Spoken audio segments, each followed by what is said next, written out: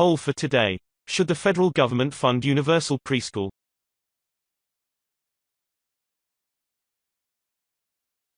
Supreme Court hands Washington Redskins victory with trademark decision.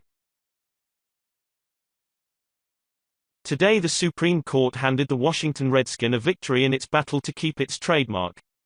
The court ruled that a ban on vulgar or offensive trademarks violates the free speech right contained in the First Amendment to the Constitution.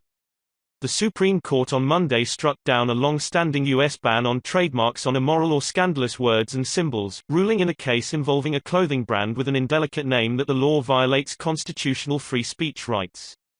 The justices ruled against President Donald Trump's administration, which defended the law that had been in place since 1905, and in favor of Los Angeles streetwear designer Eric Brunetti, who was turned down by the U.S. Patent and Trademark Office when he sought to trademark his brand name Fucked.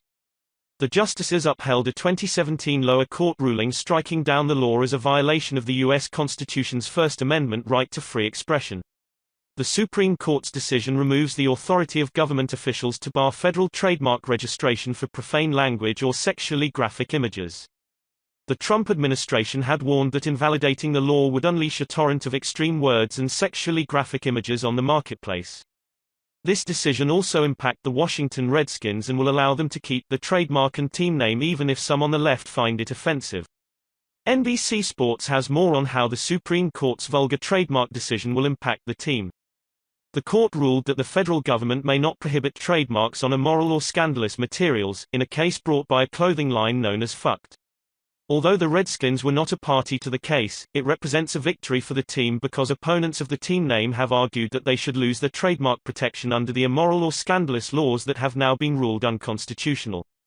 This is the second recent case in which the Supreme Court has ruled that the First Amendment defends the free speech of companies that have offensive trademarks.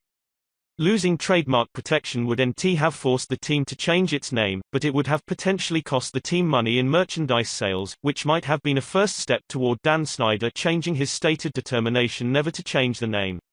Now Snyder doesn't have to worry about that. This seems like very good news indeed. Please take a moment and consider sharing this video with your friends and family. Thank you.